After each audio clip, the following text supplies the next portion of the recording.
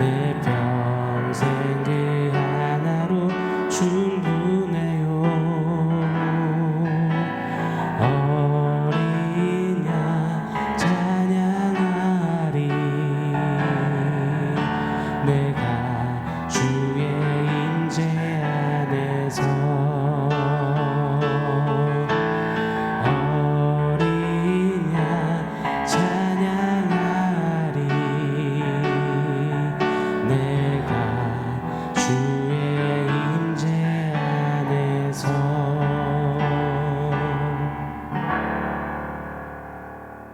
샬롬. 오늘 우리에게 주신 하나님 말씀은 마가복음 5장 21절로 24절입니다. 우리 한 목소리로 같이 읽겠습니다. 예수께서 배를 타시고 다시 맞은편으로 건너가시니 큰 무리가 그에게로 모이거늘 이에 바닷가에서 계시더니 회당장 중에 하나인 야이로라 하는 이가 와서 예수를 보고 발 아래 엎드려 간곡히 구하여 이르되 내 어린 딸이 죽게 되었사오니 오셔서 그 위에 손을 얹으사 그로 구원을 받아 살게 하소서 하거늘 이에 그와 함께 가실새 큰 무리가 따라가며 애워싸 밀더라. 아멘. 어제도 대형병원 이비인후과에 다녀왔습니다. 여러 검진과 진료를 보고 왔어요. 이비인후과가 이 소아과 바로 옆이더라고요. 그래서 뭐 기다리는 오랜 시간 동안 어린 소아들의 모습을 이렇게 자주 목격하게 됐습니다. 자식을 키우는 아빠 입장에서도 진짜 그 모습 보는데 마음이 같이 무겁고 아려오더라고요. 아프고 힘겨운 아이들이 정말 많음을 보면서 혼자서 자꾸 아이고 아이고 이렇게 외쳤던 것 같아요. 그 중에 한 아이는 소아암인 듯 보였습니다. 얼굴에 핏기도 없고 진짜 머리도 빡빡 밀었더라고요. 엄마가 의사 선생님을 만나고 나왔는지 아이는 아빠와 따로 있고 엄마가 아이가 눈치채지 못하게 옆쪽 사각지대에 간호사 선생님을 막 요청해서 뭔가 막 얘기하더라고요. 그러면서 숨죽여 막 울면서 막 안절부절하는데 뭔가 이 절박한 진료 소식을 듣고 나온 것 같아요. 뭔가 애원하듯이 간호사 선생님을 붙잡고 막 소리를 삼켜가면서 이야기하는 모습을 봤습니다. 뭐 다 알 수는 없지만 그 아픈 마음이 막 그 절박함이 전달되어져 오는 것 같았습니다. 아이의 아픔, 생사 앞에서 진짜 부모에게는 다른 게 아무것도 없구나. 그 어떤 것도 그 아이의 생사 앞에서는 중하지 않구나. 이것을 저는 현장감 있게 보았습니다. 맞아요. 같은 부모 입장에서도 부모가 뭐 직장에서 제 아무리 직책이 있다고 해도 사회적인 위치가 있다 해도 자존심과 뭐 이미지가 있다고 해도 자녀의 생사 앞에서는 그 어떤 것도 하나 중요치 않게 됨을 부모는 느낍니다. 자녀 생사 그 중요한 것 앞에서는 모든 것이 다 중요하지 않은 것이 되어져 버리는 것을요. 아이를 살려달라고 아이만 살 수 있다면 무릎도 뭐 10번이고 20번이고 꿇을 수 있고 울고 불고 애원할 수도 있고 도움이 된다면 그 누구든 찾아가 매달릴 수도 있는 것이 아이의 생사 앞에 있는 부모 아니겠습니까? 아이를 살릴 수만 있다면 뭐든지 할 겁니다. 아이의 생명이 가장 중하기에 그거 외에는 부모에게는 다 덜 중요한 거예요. 그저 아이의 생명 외에는 다 필요한 것들 뿐이죠. 여러분 맞습니다. 중요한 것이 나타나면 덜 중요한 것은 반드시 그 순위가 밀려나게 마련입니다. 중요하다 여긴 것이 어느새 더 중요한 것 앞에 필요한 것으로 내려가게 마련입니다. 이 원리를 잊지 마시자고요. 내가 지금 목이 빠져라 애지중지하는 그 중요히 여기는 그것 그거 없으면 지금 당장 죽을 것만 같은 그 중요히 여기는 것이 언젠가는 어느 순간에는 반드시 필요한 것으로 내려가게 됨이 있다는 것을 우리 놓치지 않았으면 좋겠습니다. 그래서 그 필요한 것, 이거 없어도 살게 되는 거구나. 이것을 조금씩 경험하게 되는 것, 깨닫게 되는 것, 그것이 우리 인생사의 큰 이야기 주제 아닌가 싶습니다. 자, 마가복음 4장 35절 이하부터 5장까지 소개되는 총 4가지 기적 중에 마지막 기적을 우리 함께 공부해 보도록 하겠습니다. 딸 아이의 죽음 앞에 그 생사 앞에서 예수님 앞에 나온 해당장 야이로의 이야기가 기록되어져 있습니다. 야이로의 죽은 딸을 살리시는 기적 사건이 마지막 4번째 사건입니다. 기적입니다. 잠깐 이 4가지 기적들 복습 겸 한번 생각해 보겠습니다. 자, 첫 번째, 먼저 기적은 큰 풍랑으로부터 제자들을 구해내신 기적이었습니다. 위험으로부터 구원하시는 예수님을 보여주죠. 두 번째, 이 군대 귀신 들린 자를 자유케 하시고 회복하시는 기적이었습니다. 악한 영의 역사로부터 구원하시는 예수님이 보여줍니다. 세 번째 기적은 혈류병으로 절망하던 여인을 고치시는 기적이었습니다. 질병으로부터 구원하시는 예수님을 나타냈죠. 마지막 네 번째는 야이로의 죽은 딸을 살리시는 기적이었습니다. 죽음으로부터 구원하시는 예수님을 증거합니다. 여러분 보십시오. 점진적인 구조가 있는 거예요. 위험에서, 악학령의 역사에서, 위기 질병에서, 그리고 최종 관문, 최종 난간, 최종 벽이라고 할 수 있는 죽음까지 점차 그 범위가 넓혀집니다. 강해집니다. 그때 보세요. 그 모든 영역에서 우리 예수님은 그 모든 인생의 난간들에서, 심지어 죽음이라는 인생 최고의 난제요 운명에서부터 구원하시는 예수는 하나님이시요 하나님의 아들이심을 오늘 마가가 증거하고 있는 것입니다. 사랑하는 여러분, 예수님께 모든 문제의 해결이 있습니다. 심지어 죽음까지도 힘을 잃고 떠나가는 줄 믿습니다. 예수님은 우리의 모든 상황에서 우리를 구원하시는 하나님이세요. 먼저는 우리를 죄에서 구원하시고, 죄로 인한 사망에서 구원하시고, 그 외에 사망으로 인하여서 사망 냄새 펄펄 나는 사망에 오염된 우리 삶의 구석구석에서 우리를 구원하시는 예수님이십니다. 그러니 우리 예수님을 좀 예수님답게 모시고 섬기고 예수님답게 좀 여겨드리는 우리가 되기를 원해요. 가령 이런 거죠. 최고의 요리사에게 분식집 주방에서 설거지하고 서빙 맡기는 이런 모습은 참 우스꽝스러운 거 아니겠습니까? 가령 최고의 복서, 세계 챔피언에게 백화점 명품관 앞에 양복 입혀놓고 안전요원 맡기는 것, 이런 것 좀 어리석은 모습 아니겠습니까? 예수님을 마치요, 내 소일거리 도와주는, 혹은 내 소소한 문제를 뭐 해결할 수 있나 없나 한번 보자, 이런 식으로 우리에게 평가받는 그런 우리 수준의 째째하고 작은 그 예수님으로 폄하하거나 만들지 마시자고요. 예수님을 좀 예수님 사이즈답게 좀 모시고, 그분은 심지어 사망까지도 힘을 잃고 떠나가게 하는 주관자 되심을, 구원자 되심을 우리 좀 목도하고 그 앞에 엎드려 조아릴 수 있는 은혜가 있기를 바랍니다. 자, 오늘 본문의 배경을 조금 더 다시 한번 생각해 볼게요. 예수님께서 큰 광풍을 잠잠케 하시며 바다 건너 거라사 지방으로 가셨습니다. 왜죠? 거기서 군대 귀신 들린 광인을 만나시려고요. 그 한 사람을 위해 뱃길에 오르셨습니다. 그러시고는 그 한 사람을 구원하시고 치유하시고 곧장 유대 땅으로 다시 돌아오셨어요.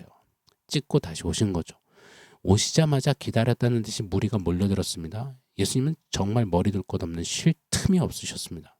무리가 예수님을 가만두질 않아요. 가시는 곳마다 늘 예수님께 문제 해결, 소원 성취 받으려는 무리들로 인산인해입니다. 자, 한번 생각해 보게 돼요. 예수님이 무리에게서 진짜 자유하시듯이 놓여져 진짜 홀로 다 계셨던 시간이 언제 있나, 언제였는가 생각해 보니 딱 한 번 있었던 것 같아요. 바로 십자가에 매달리셨을 때요. 그렇게 막 예수님 앞에 몰려들던, 매달리던 무리들이요, 마치 썰물처럼 다 빠져나갔습니다. 더 이상 곁에 있지 않아요. 필요한 문제 해결, 소원 성취가 아니면 그렇게 막 몰려들던, 중요하다 여기던 예수님은 필요 없다, 그렇게 가차없이 내어버리는 것, 십자가였습니다. 사랑하는 여러분, 우리가 좀 한번 질문해 봤으면 좋겠습니다. 저 또한도 오늘 말씀을 전하지만 질문 던져보려 합니다. 오늘 나는 이처럼 내 필요와 내 어떠함을 위해서 그냥 몰려드는 무리인가? 아니면 예수님이 가장 중요한 제자인가? 내 필요를 위해 예수님을 향해 가고 예수님의 이름을 부르고 예수님을 찾고 있지는 않는지, 그런 무리는 아닌지, 아니면 가장 중요한 분이 예수님 뿐이어서 예수님밖에 없기에 나아가는 제자인지, 오늘도 한번 정확히 질문 던져보기를 원합니다. 원하옵기는 매일매일 무리에서 제자로 옮겨지고 매일매일 제자로서 자라가는 저와 여러분의 신앙 여정이 되기를 축원합니다. 자, 이렇게 배에서 내리시자마자 무리에게 둘러싸이신 예수님 앞에 회당장 야이로가 등장합니다. 22절 23절을 제가 한 번 더 읽어드리겠습니다. 회당장 중에 하나인 야이로라 하는 이가 와서 예수를 보고 발 아래 엎드려 간곡히 구하여 이르되 내 어린 딸이 죽게 되었사오니 오셔서 그 위에 손을 얹으사 그로 구원을 받아 살게 하소서 하거늘. 유대인들에게는 시나고그라고 하죠. 회당이 모이는 곳마다 세워졌습니다. 마을마다 말입니다. 망해가지고 바벨론의 포로로 끌려가지 않습니까? 이제 더 이상 성전에서 제사가 불가능해지니 유대인들은 자신들의 정체성과 신앙 유지를 위해 회당을 세웠습니다. 주로 율법을 가르치고 강해하고 또 그렇게 상고했습니다. 이런 회당에서는 주로 1명에서 2명, 3명까지 회당장이 늘 있었습니다. 회당장이라고 하면 그 마을에서 가장 존경받는 원로나 추앙받는 인물들이 주로 회당장으로 섬기게 됐죠. 회당장 야이로는 아마 아이가 12살인 것으로 보아서 그렇게 나이 많은 원로는 아닌 것 같습니다. 그러나 여러 면에서 실력과 인품이 뛰어난, 신앙이 뛰어난, 그래서 젊지만 존경을 받아 매우 영향력이 컸던 인물로 추정이 됩니다. 그 회당장 야이로가 예수님 앞에 나온 겁니다. 함께 읽은 22절에 보면 4가지 동사가 나와요. 예수께 와서 예수님을 보고 그 발 아래 엎드리고 간곡히 구합니다. 여러분, 이 동사가 그냥 가벼이 지나갈 게 아니라 회당장이 이런 동사를 취했다? 이거 참 놀라울 일인 것입니다. 당시에 유대 사회에서 예수님은 요주인물이었거든요. 또 눈의 가시였거든요. 유대인들은 예수를 어떻게 결박하여 처리할까 의논하기 시작했고 구체화하기 시작했습니다. 그런 유대 사회의 회당장이 야이로입니다.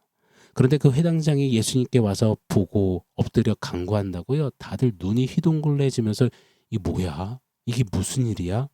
혀를 차고 있을 만한 그 일이 벌어지는 겁니다.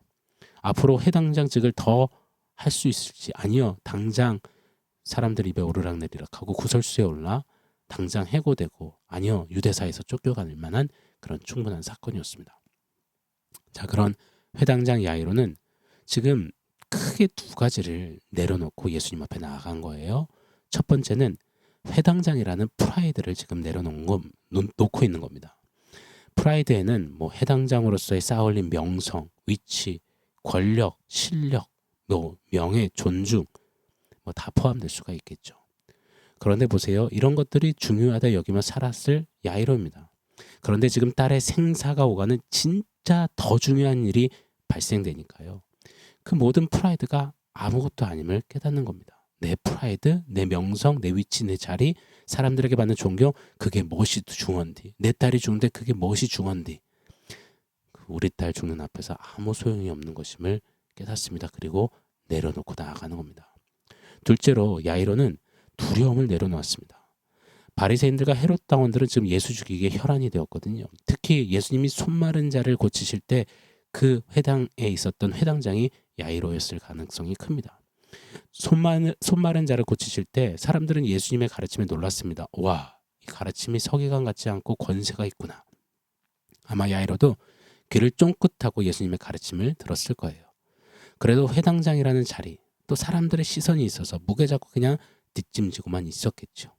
그래도 예수님이 궁금했을 거고 대화도 나눠보고 싶고 함께 교제도 하고 싶었지만 그는 그의 체면 때문에 무엇보다 자신의 자리에서 내려질까, 사람들의 손가락질에 정죄를 받을까, 유대 사회에서 매장될까, 많은 두려움이 그를 가로막고 있었습니다.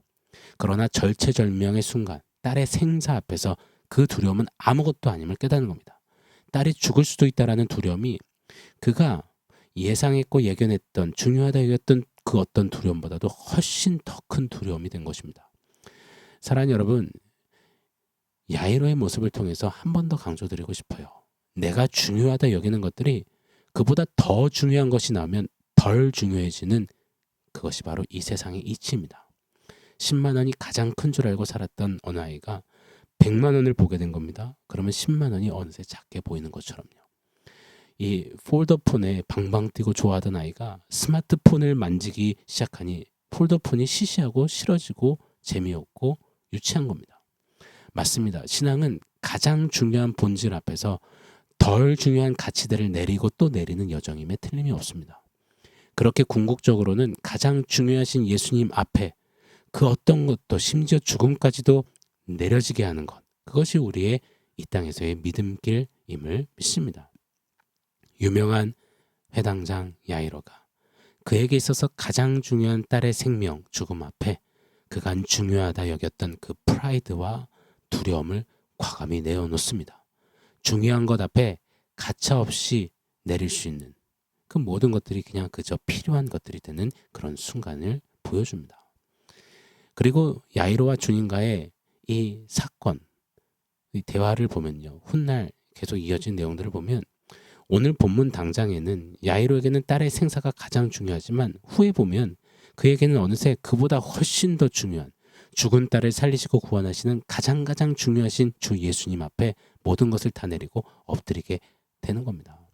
사랑하는 여러분, 중요함 앞에서 필요함들이 내려지는 은혜가 우리에게 있기를 바랍니다. 오늘 한 날도 내 삶의 중요함과 필요함을 구별할 수 있는 지혜가 저와 여러분에게 있기를 기도합니다. 그리고 정말 제일로 중요하다 여기는 것이 그보다 더 가장 중요하신 생명의 주님 예수님 앞에서 이것 또한 역시 필요한 것이구나 이리 깨달아지고 내려지는 역사가 있기를 간절히 축원합니다. 어떤 자리 어떤 시간에서도 주 예수보다도 귀한 것은 없네. 주 예수보다도 중요한 것은 없네. 이것이 우리의 이 땅에서의 호흡이 닿을 때까지 우리에게 고백되어야 하는 노래임을 믿습니다. 자, 오늘 원포인트 한번 세워보겠습니다. 오늘 원포인트는 또다시 선중후필입니다. 바이탈에서 가장 많이 외쳐 부르는 이 원포인트입니다. 선중후필. 중요한 거 먼저, 필요한 거는 그 다음에. 이게 선중후필 뜻이거든요. 어느 청년을 신방하면요. 신방하고 돌아가면 카톡 프로필에 선중후필이라고 적어놔요. 그렇게 몇 주 지나 신방을 또 하면 다시 선중후필이라고 바뀝니다. 그렇게 몇 주가 지나 또 신방하면 또 다시 선중후필. 그렇게 아마 계속 신방하면 또 다시 또 다시 선중후필 이렇게 바뀌어 가겠죠. 그렇게라도 선포했으면 좋겠습니다. 또 다시 선중후필. 오늘 이 다짐과 외침이 우리에게 있기를 원해요. 여러분, 필요한 것은 있으면 좋고 없으면 불편합니다. 또 힘들기도 하고 괴롭기도 합니다. 그러나 필요한 것은 말 그대로 필요한 것이에요. 없어도 살 수 있습니다. 그러나 중요한 것은 없으면 죽고 있으면 사는 겁니다. 저와 여러분에게 오늘 중요한 것은 무엇입니까? 혹시 필요한 것을 중요하다 여기며 전전긍긍하고 계시진 않는지요? 저는 저와 여러분에게 매일매일 또다시 선중후필, 이 선중후필이 바로게 세워지기를 간절히 축원합니다. 중요한 건 먼저입니다. 중요한 건 먼저 세우면 더 중요한 것들은 필요한 것들로 내려지게 될 것입니다. 가장 중요하고 중요한 우리 예수님 앞에 내 모든 것들이 필요한 것으로 내려가는 또다시 선중후필 되는 저와 여러분 되기를 예수 이름으로 축원합니다. 아멘. 사랑하는 성도 여러분, 오늘 말씀과 원포인트 기억하면서 함께 기도하겠습니다.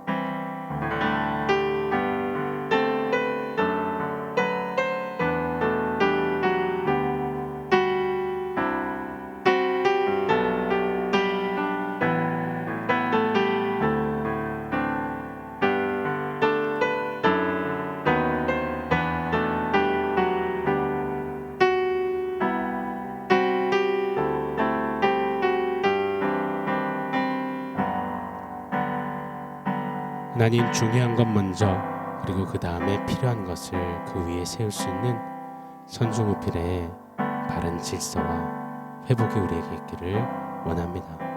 가장 중요하고 중요하신 예수님 앞에 내가 중요하다 여긴 것들이 내리어지고, 가장 중요하신 예수님 먼저 엎드리고 서서 그 예수님 믿음 위에 우리에게 허락하신 필요한 것들을 아름답게 세워갈 수 있는 또다시 선중후필의 은혜가 우리 모두에게 있게 하여 주시옵소서. 예수님의 이름으로 기도합니다. 아멘.